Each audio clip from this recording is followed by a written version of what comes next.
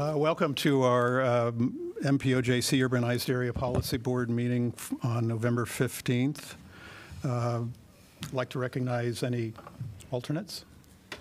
I don't think there are any. Okay. Mr. Chair. Hi, Larry. The next item is consider approval of the meeting minutes of July 2nd, 2023. Do I have a motion? Move approval. I'll second. Any comment, discussion? All those in favor, please say aye. Aye. Any opposed? The motion passes. The next item is setting the next board meeting date, time, and location. Looks like it'll be in late January. Yeah, so we always like to have our meeting the last Wednesday of the month, which is the 31st of January this year. So we have as much time as we can to prepare our budgets and align those with the East Central Iowa Council of Governments. Also, I just wanted to point out that we have this room scheduled again. We usually don't go back to back, but we're having some conflicts with getting room scheduled down at the county. It was their turn, so we'll just go ahead and have it here again in January. Very good. Moving on to public discussion of any item not on the agenda. Is there anyone in the public who would like to speak? Welcome. Good evening. I'm Matt Berkey, the Iowa Safe Route to School Coordinator for the Iowa Bicycle Coalition. We had great success in Johnson County this past Walk Bike Roll to School Day, with a handful of schools being part of the over 30 that participated in the state.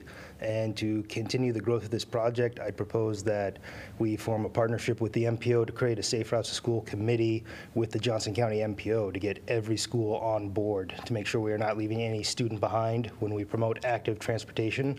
We have had great success in Dubuque with the Dubuque MPO, starting a Safe Routes committee there and identifying problems on why kids are not biking, walking, or rolling to school. And I believe we could do the same thing in Johnson County.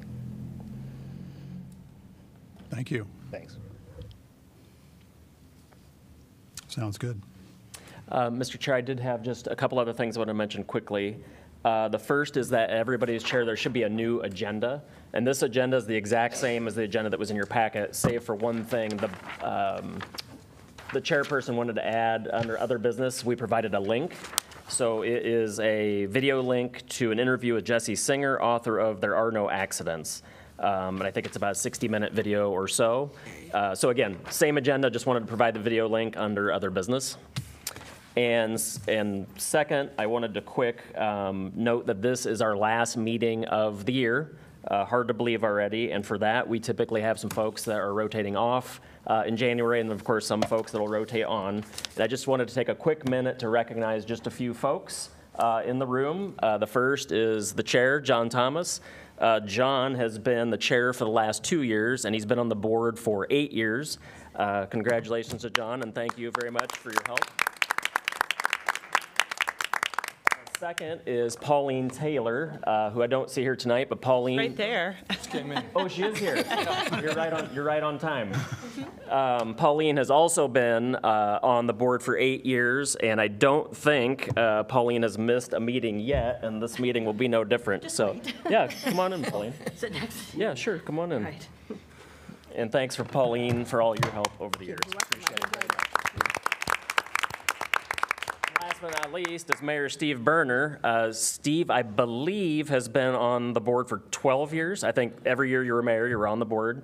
And also served as chair in 19 and 20, I believe it was. So thanks, Steve, for all your hard work. Very much appreciated.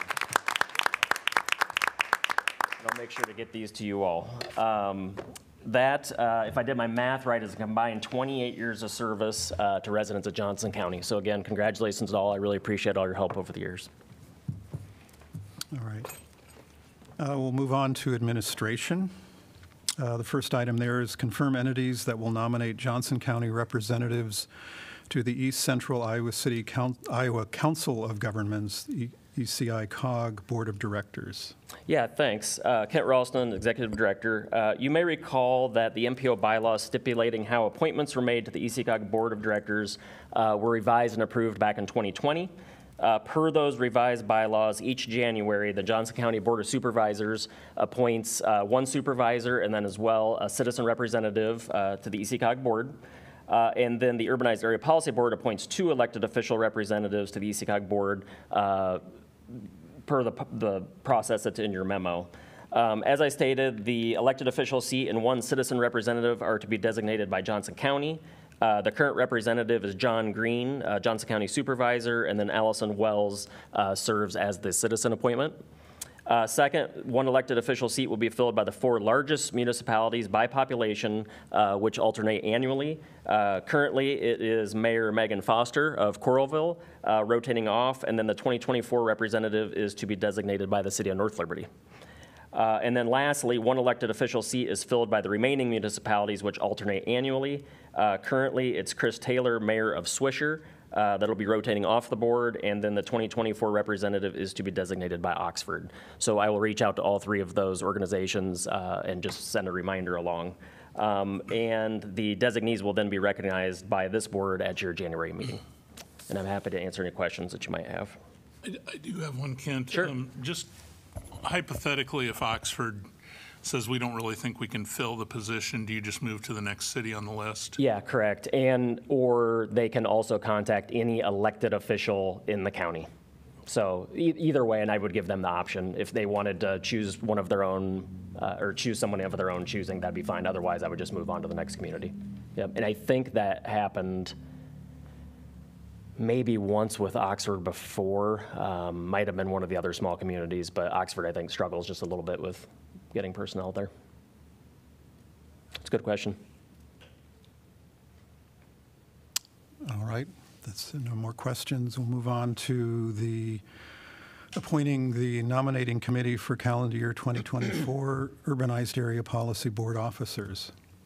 Yeah, thank you. So at your January meeting, you will elect a chairperson and vice chairperson for the calendar year 2024 Urbanized Area Policy Board.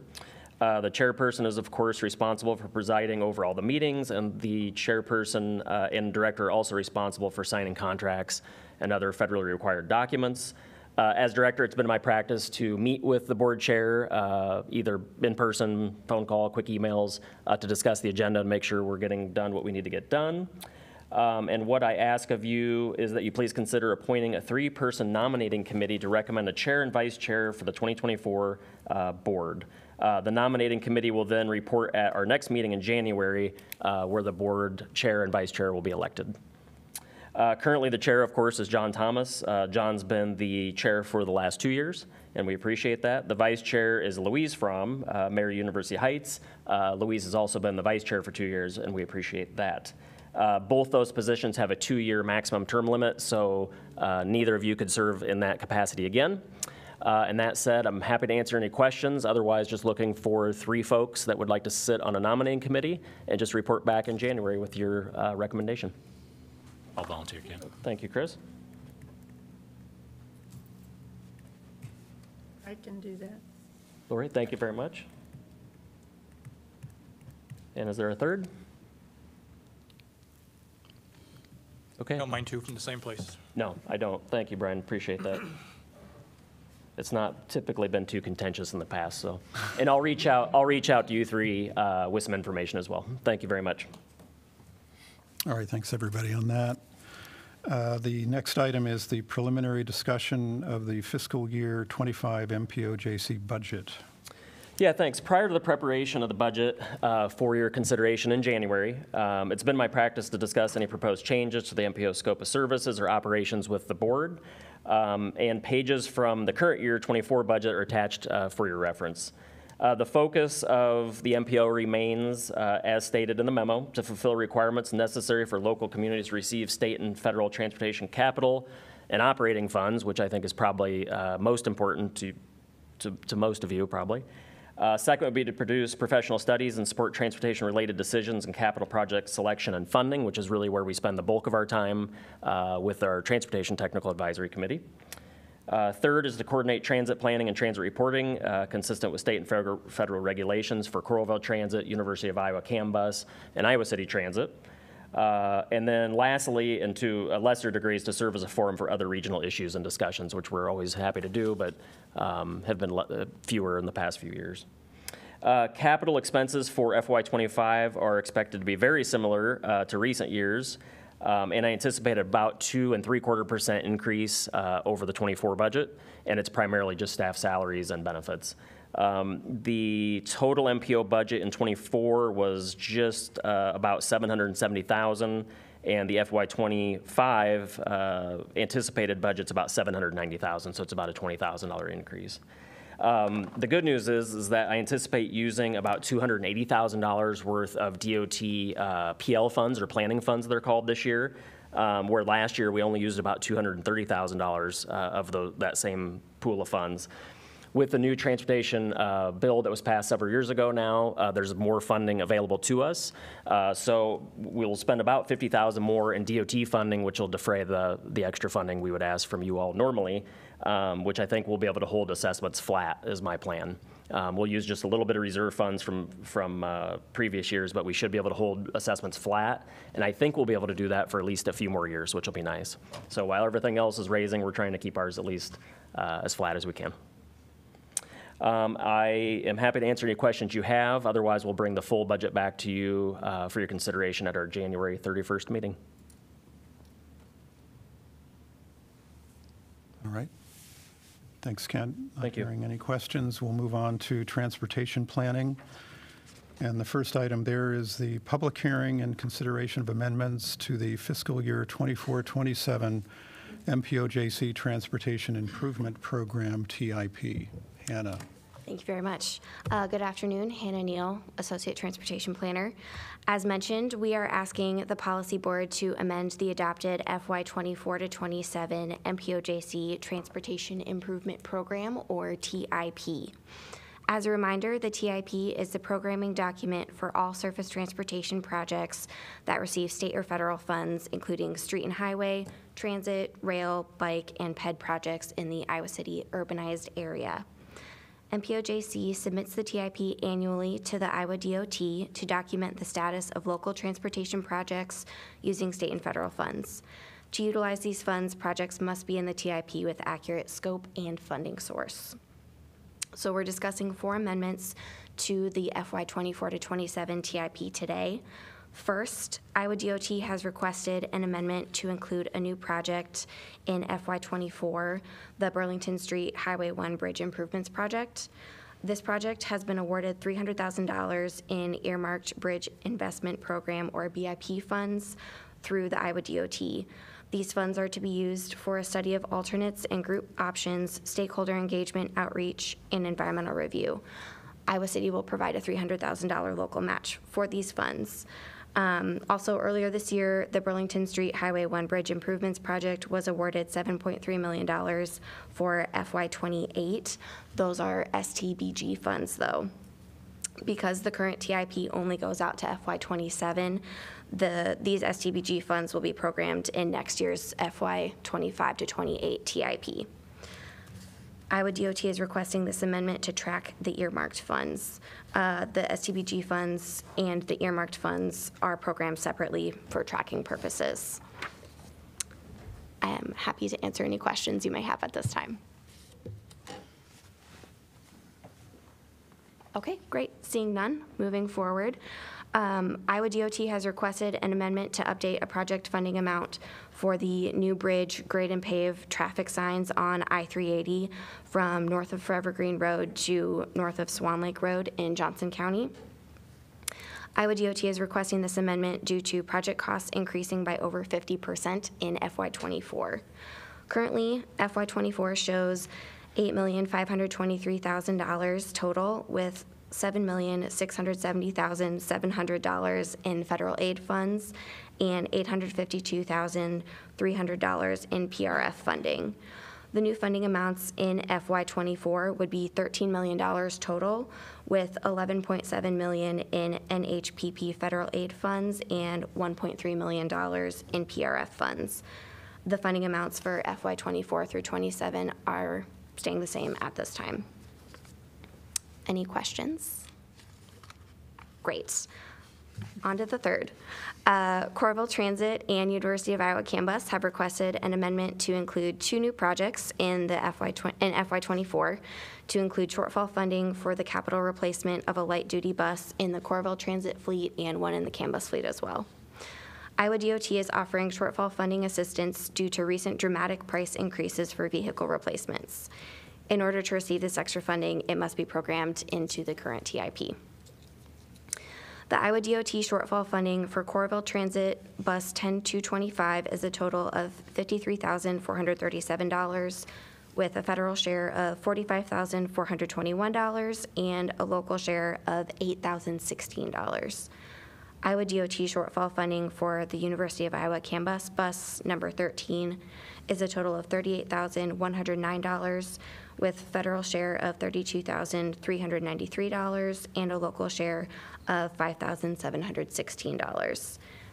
Any questions? Okay, great. Last one. Thanks for holding in. University of Iowa CAN bus has requested an amendment to update the project description and funding amounts for the University of Iowa CAN bus transit facility project.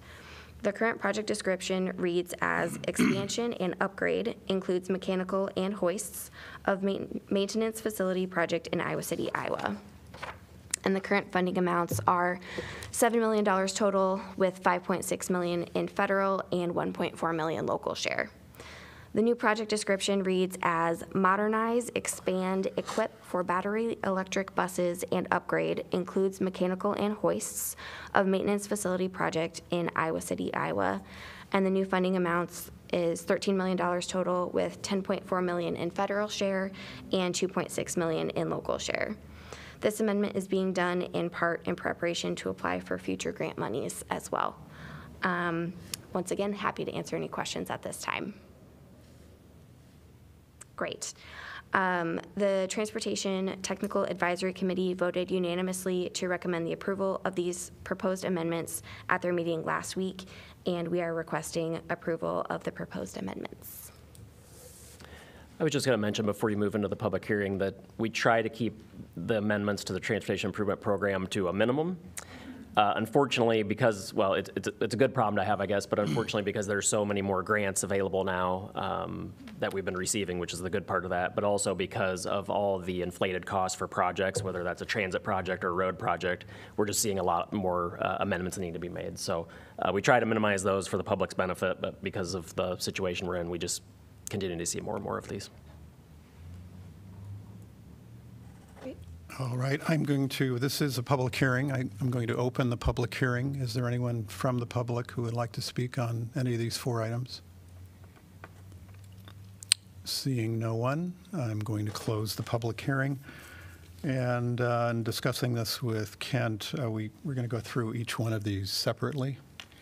So I will provide the title, and I will ask for a motion on each of these. The first item is adding the Bridge Investment Program funding for the Burlington Street Highway 1 Bridge Improvements Project. Consider an amendment for that. Do I have a motion? So moved.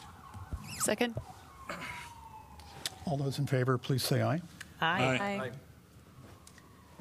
The second amendment concerns adjusting the funding amounts for the I-380 project from north of Forever Green Road to north of Swan Lake Road.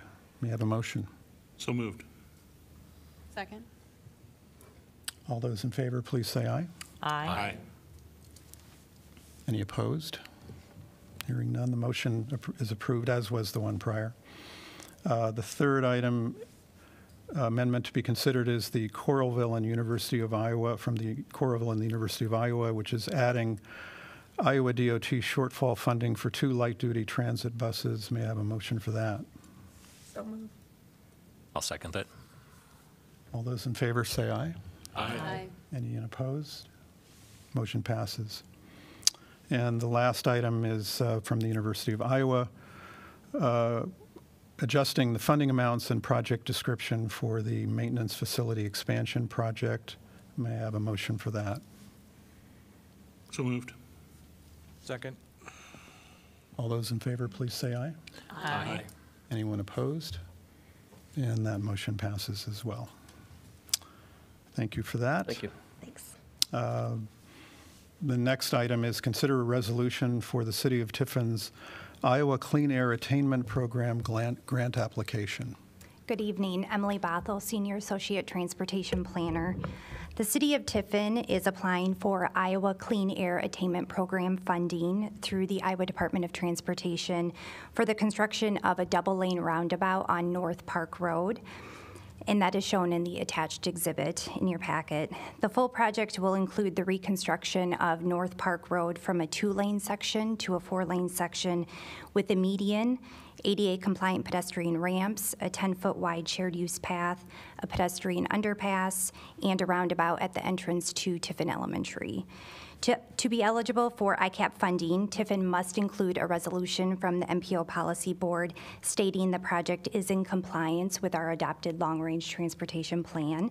And based on our evaluation, the project will help achieve 2 strategies outlined in the plan, namely supporting complete streets designs and improving efficiency for the existing network for all modes. We recommend the Policy Board approve the enclosed resolution confirming the project is in line with the long-range plan, and I'd be happy to answer any questions you may have.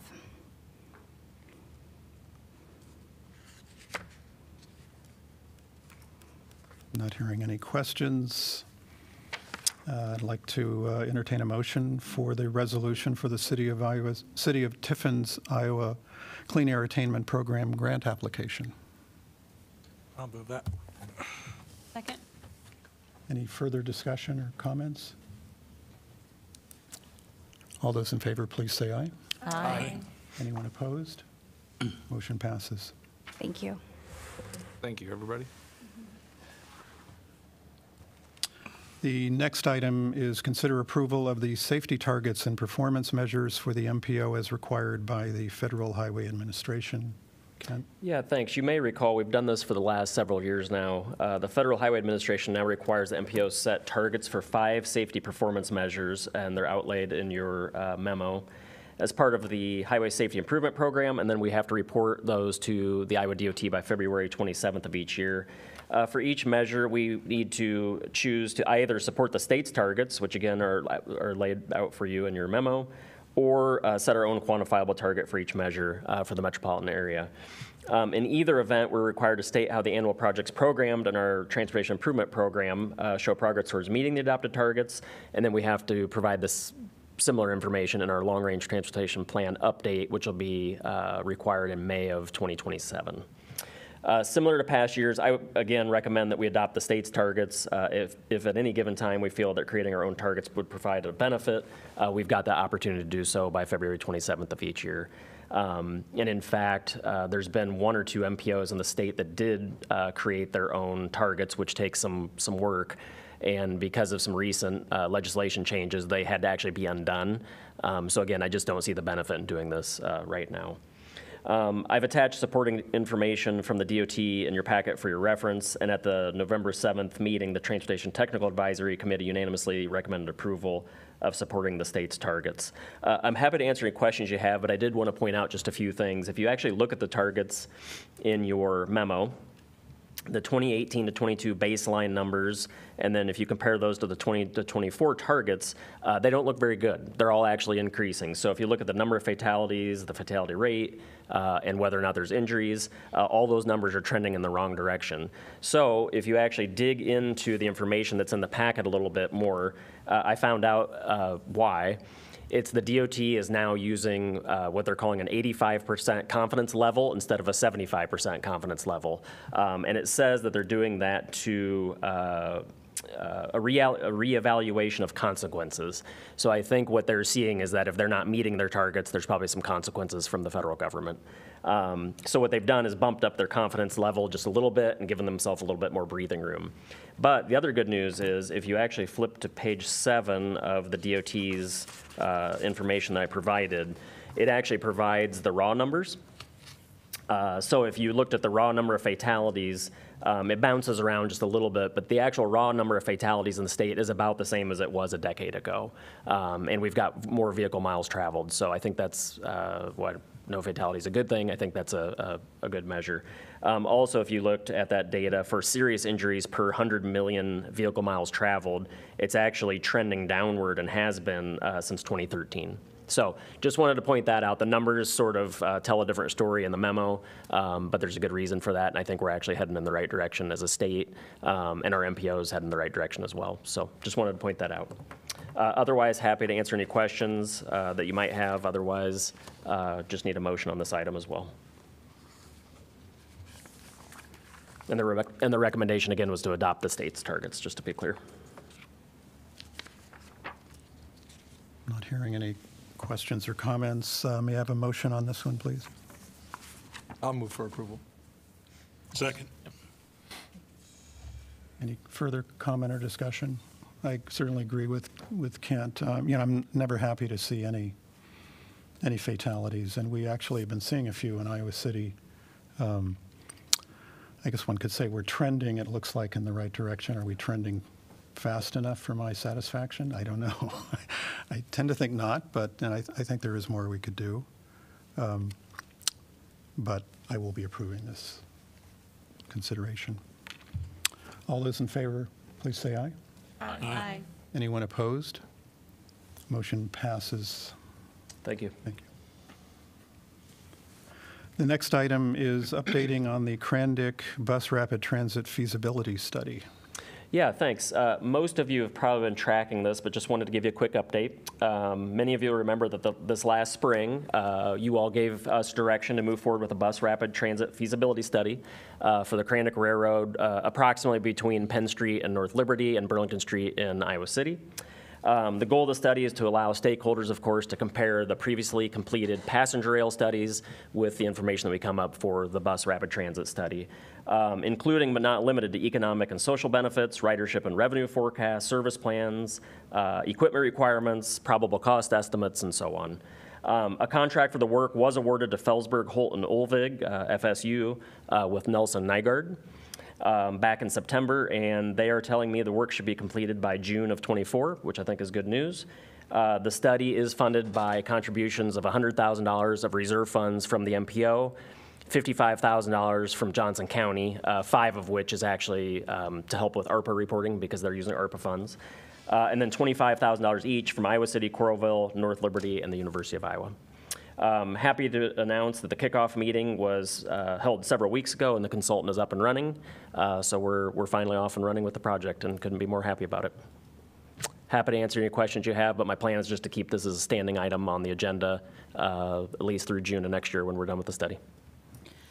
I did want to, I've actually heard from some constituents in Coralville. They had read about this in the newspaper and had some concerns about their property is very close to the line. And I want to note that and hope that we can find a way to communicate with residents that are going to be affected by this as we move forward and come up with a plan for that. Yep, no, that's a really good point. And I've also heard from a few folks that live in Coralville, maybe one in North Liberty. And what I've been telling them is this is a pretty high-level study still. I said, we're not into construction drawings yet or anything like that. I said, this is really just to try and find out if it's feasible and if we want to move forward and what that cost could look like. I've told them all that I recognize their worry and that we would certainly not be moving forward without multiple options and opportunities for folks to speak to you all before you make your final decisions. So, thank you. So that's sort of been my message, and that'll continue to be my message. And then, I think when the point comes where we decide to move in a direction, clearly there's going to be multiple opportunities through each one of your particular councils as well. So I think we'll get that all covered. Yeah, good point. Thank you. Yeah, I would think electric buses, with regard to impacts on adjacent neighborhoods, would certainly help. Yeah, and I think there's some valid concerns about property values and, just that sort of thing too. So we'll have to get that worked out as well. And I have mentioned this to the consultant as well. Yep. I'll just note that as a participant of the Pillar 3 Better Together 2030 working group, which is about the connected region, that we'll be meeting with Kent, I think, probably next week, sounds like, to just kind of keep that wider conversation going as the study's underway as well. Yeah, and Katie Gerlach actually contacted me yesterday. It was either today or yesterday about wanting to get someone actually on our stakeholder committee, and that's absolutely fine with me. That makes sense. So we're happy to do that as well. Great. And I should mention, as far as the stakeholder committee is concerned, every entity that has funding in in the project has a member on the stakeholder committee. We also have 2 members, one from the transit side and one from the rail side of the DOT on the committee. And then we'll also have someone from Better Together 2030. It's a good working group. Okay, good. Thanks, Kent. The next item is an update on the Safe Streets and Roads for All grant status. Hi, Sarah Walls, Associate Transportation Planner with the MPO. In July, MPO staff submitted an application to the Safe Streets and Roads for All, the SS4A grant. That's part of the bipartisan infrastructure bill, and it established the SS4A discretionary program with $5 billion in appropriated funds over 5 years, beginning in 2022 and ending in 2026. This grant would provide funding to produce what's called a safety action plan to reduce roadway deaths and serious injuries. And the adoption of the plan, if we get the funding and we can get the plan together, that also would make us eligible or make communities eligible for demonstration and implementation grants through the same program. On October 27th, the U.S. Department of Transportation announced its first round of grant awards. The MPO's application was not included in that. However, the grant staff included a message not to be discouraged by that in the first round, that there will be more announcements with the second round in December. We are hopeful. We suspect that the reason why we may not have been included in that first round is about a little over a week before the round was announced. We were asked for clarification because there are a number of, from the federal level, what look like overlapping grants. In 2022, there was a successful grant awarded, a 97 county grant that allowed counties, including Johnson County, to plan for their secondary roads. There's also a grant application in this year from ECI-COG that covers the rural communities in Johnson County. Nothing that's gone through covers the urbanized area. And so we're hopeful that we'll be included in that December announcement. Yeah, and the interesting part about this grant is if awarded, we would hire a consultant to actually look at all the communities. So each one of the 5 urban communities, city management agreed that they wanted to move forward with this. And what we would be doing is actually hiring a consultant to look at sort of our hot spots. So back to our discussion about our fatalities and injuries and that sort of thing, it would be to look at hot spots and try and pick those out and actually tell us how we can improve. You know, we feel like we've got a pretty good handle on these things, but it's always nice to have an outside influence come in with kind of, you know, a fresh set of eyes. And then as part of this as well, if we get this, and then there's actually more funding available for actual infrastructure improvements as part of the second portion of this grant as well. So you've got to have the action plan first, which if we get funding for, we will have. Then we can actually move towards actually applying for actual infrastructure funding to actually correct these issues as well. So it's a really nice grant, and we're really hopeful we can be successful. All right. Thank you. Thank you, Sarah. Okay, moving on to other business. Update on the 380 Express funding from ECI-COG press release. Yeah, thanks. So I didn't actually include a memo for myself, but I did include the press release from the East Central Iowa Council of Governments in your packet concerning the 380 Express between Iowa City and Cedar Rapids. Like I say, not a lot to share on this, but I did want to point out that there was some good news recently that the Iowa DOT agreed to fund the service as it stands today through at least through June of 2026. So we've got a few more years of funding, which is a really nice thing to have. I did a little bit of research just on how successful this was, or excuse me, the service is. It looks like there's about 44 hours of service provided every day by the 380 Express, and they're clocking somewhere around 350 riders a day right now, which is a pretty good number. It looks like about 66% of those riders are riding for work, 13% are student riders, and then there's the other category. It also looked like the service is roughly, and I think Brock Grennis came maybe sometime last year to speak with you all about this, but the service runs roughly about $1.2 million a year, and about $200,000 of that comes from fares. So in June of 26 or thereabouts, I'm sure the East Central Iowa Council of Governments will want to come speak to you all again to try and probably find that additional $1 million to keep the service up and running. So good news, at least through June of 26. Just wanted to share that with you all. Yeah, I don't know how many of you have ridden I-380 Express, but it's really a nice service. It's a very pleasant ride, and I also just hate driving I-380. So any way to avoid driving that corridor, I'll take it. Yeah, you know, the buses are really nice, and I had heard even they're rotating some of those buses out as part of this. They've just reached the end of their useful life, I guess. I believe it's Windstar that actually provides the service, and they're actually rotating even more new buses in, so it'll be at least as good as it is now, if not better. And I'll be mentioning this video. In the video, one thing that's mentioned is if you do ride transit, you're most likely bringing down serious accidents and fatalities. You have a professional driver behind the wheel, and you are not. So there's that advantage as well. Thank you. Okay, the next item is the update on the final Severson Charity Challenge. Hi, Sarah Walls again. Normally, I'm here, I have been for the last 11 years, to announce the Severson Challenge. But last year, of course, we decided it would be the last year of the challenge. And some of the money that was raised last year went to create a memorial bench to Linda Severson, which I think she would be touched by, and we have photos for you. And just a reminder that the collective efforts of staff in all of our communities raised about $90,000 in donations over those 11 years. I'm sure communities will continue. I know Iowa City continues to fundraise for various charities during the holiday season, but we just want to say thank you to the staff of all your communities for helping with that effort. Thank you. Thanks, Sarah. Okay, the final item under other business is that video link that I was mentioning. And, you know, this is my last meeting here. I am a bit of I've introduced a couple of videos. I think the first meeting we had in January of this year, we actually watched it. It was a short one. This is a longer one. And we've heard many people here have things they want to move on to tonight. So, you know, I provide the video link. It's with an author, Jessie Singer. Her book is There Are No Accidents. It's available at the Iowa City Public Library if you would like to read it. I checked Coralville's and I didn't see it.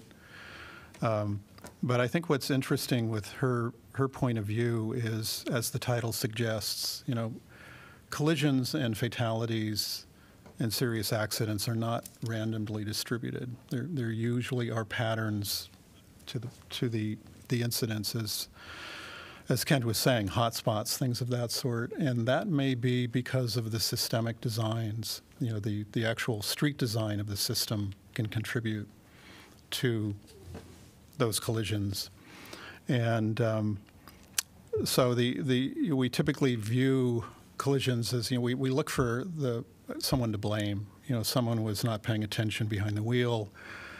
You know, the rotten apple theory. You know, they're just ways in which we try to assign the blame to an individual rather than to the system. And you know, what she says toward the end before they get into the Q&A is, you know, we should be designing our roads for the lowest common denominator. You know, we all make mistakes. We all are not paying attention behind the wheel at certain times. And she actually mentioned, I think she was quoting a psychologist who said, we should be designing our roads as if we're designing them for drunks, which I thought was sort of an interesting approach with the Iowa City in particular, perhaps with our, perhaps the region as a whole. So, yeah, design for the lowest common denominator, and you're most likely reducing your fatality and collision rates. So, encourage you to check it out. I found it interesting. I'm a bit of a traffic nerd. I acknowledge that, but it's actually a pretty compelling interview, I think. So, with that being the case, we're on to item 6, the adjournment. Do I have a motion? So moved. Second. All those in favor, please say aye. Aye. Anyone opposed? Seeing no one, we are adjourned. Thank you all. Thank you, everyone.